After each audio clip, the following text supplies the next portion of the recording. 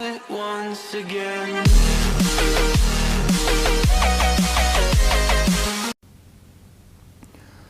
Assalamu alaikum, урматтуу мекендештер. Бүгін сіздер менен чукул bir маселени кеңешип, кайрылууга туура келип отурат. Ага себеп соңку жуманын ичинде Кыргызстандагы түзүлгөн саясий кырдаал. Бизге адат болуп калган мыйзамдардын тебелениши, конституциянын четке кагылышы, бийликтин өзүм билем деген иш-аракеттери. Булар көнүмүш адат болуп калды. Бирок кече 2 күндөн берки болуп аткан окуялар ар кандай чектен чыкты.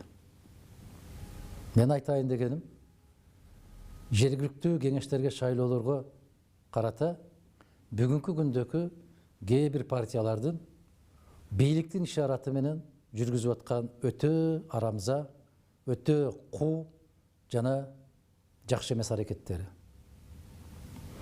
Шайлоолор болчу шаарларга сырттан кишилерди алып келип каттоого тургузуу.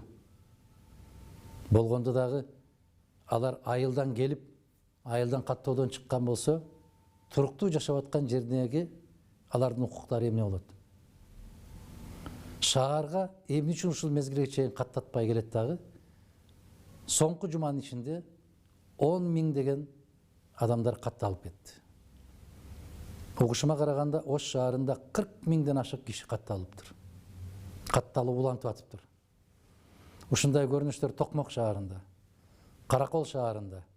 Мындайча айтканда, биз ушул жерди бийлейбиз, ушул жерди тейлейбиз деген чөнтөгүнө акчасы батпаган кээ бир арамза партиялар бийлик менен биргелешип алып, чоң саясий коррупцияны уюштурушат.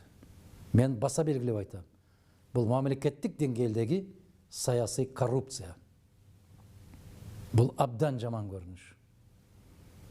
Бул мамлекетте конституция эмес, мыйзам эмес, мен билем, мен каалаганым болот деген текеберленүү. Элди дагы, өлкөнү дагы көзгө илбөө. Бул караңгылык, бул түркөйлүк, бул сабатсыздык, бул өз элине, өз мамлекетине болгон кастык деп билем. Мен түшүнбөйм.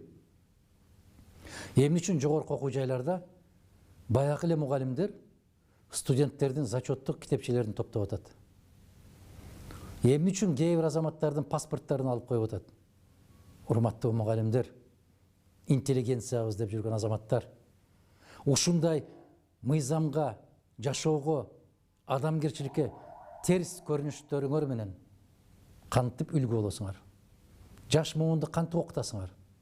Кантип сабак бересиңер? Кантип акыл айтасыңар? Эмнеге өз мамлекетиңерге ушунчалык кастык кыласыңар? Урматтуу студенттер, коркуп титиреп калтырап келген жерибиз ушул болду го. Көргөн күнүбүз ушул болуп атпайбы? Токтонбойлубу? Бул чоң сыноо. Эки тараптуу сыноо. Бийликке да сыноо, элге да сыноо. Бийликке кандай сыноо? Конституцияга колун коюп, ант ичем деген ант ургурлар кантип тынч уктайсыңар? Берген антыңарды кантип унутасыңар? Конституциясын жана Кыргыз Республикасынын мыйзамдарын кыйшаюусуз аткарууга деп ант ичпедиңерби? Кантип адаммын деп баш көтөрүп жүрөсүңөр? Эмне үлгү көрсөтүп атасыңар? Бул силерге чоң сыноо.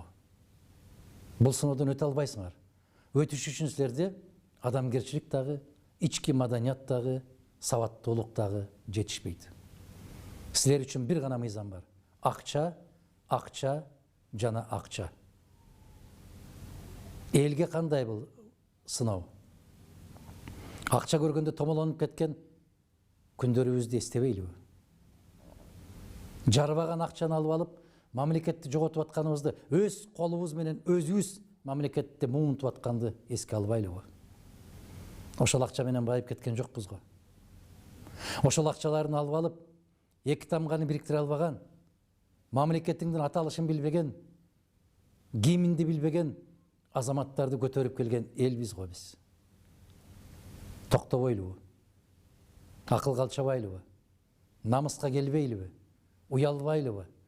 Арам акчаны жеп алып, акыретте берер жообуздан коркпосок, мамлекетти, эртеңки балдардын келечегин жок кылып алууну жок деген ушунан коркпойлубу? Токтонбойлубу? Жоопкерчиликти сезбейлиби? Урматтуу кыргызстандыктар, менимче ар кандай нерсенин чеги бар.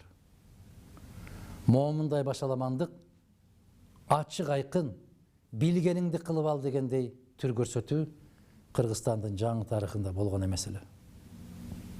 Мына соңку жумадагы болуп аткан окуя, менин акчам бар, мен билем. Мен баймын, мен чечем. Мыйзамыңды дагы, өлкөңдү дагы мен калчайм, мен билем деген түшүнүк өлкө үчүн өтө чоң кайгы, өтө чоң коркунучту алып келатат.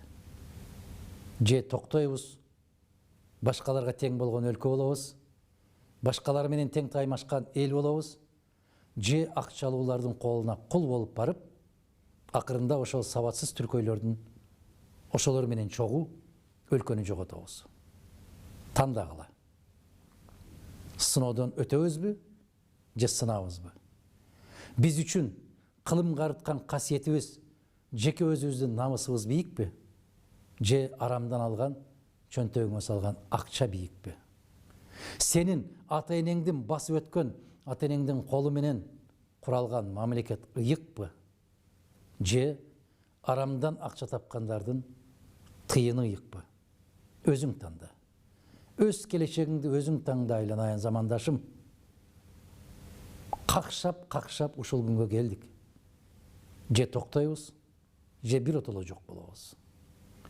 Мына ол бийликтин арамза иш аракеттери токтобой турган болсо, анда кылым карыткан касиеттүү кыргыз элим, сөзүңдү өзүң айт. Өзүң чеч. Өз тагдырыңа өзүң ээ бол дагы, өз келечегиңди өзүң танда. Жоопкерчиликти мойнубузга алалы. Эгерде ушул акчалуу экен, ушулар бай экен, ушулар билет экен деп кете берсек, анда мындан ары карай мамлекет жөнүндө, кыргыз эли жөнүндө, кылым карыткан тарыхыбыз жөнүндө кеп кылбай эле коелу. Тандайлы. Эртеңки күчтүү кыргыз мамлекети керекпи, же бүгүнкү бир кесе арам оокат керекпи? Биздин касиеттүү жерибизди балдарыбызга, неберелерибизге татыктуу өткөрүп беребизби, же арамдан тапкан 1000 сомдун аркасынан томолонуп жок болобузбу? Тандаңыз. Эрк өзүңүздө. Мен ишенем, үмүт артам, кылым карытып жок болбогон касиеттүү элибиз келечекти тандайт.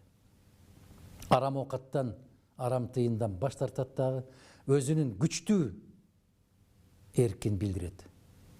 Бийликке айтарым, ушул убактылуу соңку мезгилдердеги каттоого тургандардын баарынын кайрадан каттоодон чыгарышыңыздар керек. Же болбосо айылда туруп шаарга каттоодон тургандан кийин шаардагы алардын укуктарын жокко чыгарыш керек. Башка жолу жок. Тандаңыздар.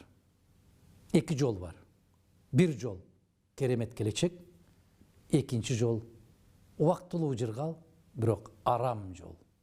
Келечеги кууш, келечеги караңгы, келечеги жок болуу. Мен жараткандан суранам, ар бирибизге акыл эс берсин, намысыбызды бийик туткан, өз кадыр баркыбызды бекем кармаган, эч кимдин алдында көз каранды болбогон, көкүрөгүбүздү көтөрүп, көзүбүз менен тике караган уяттуу мамлекет, касиеттүү эл болобуз. Ишенем. Бул ишенимди ишке ашырыш үчүн жараткан өзү жар болсун. Бар бололу.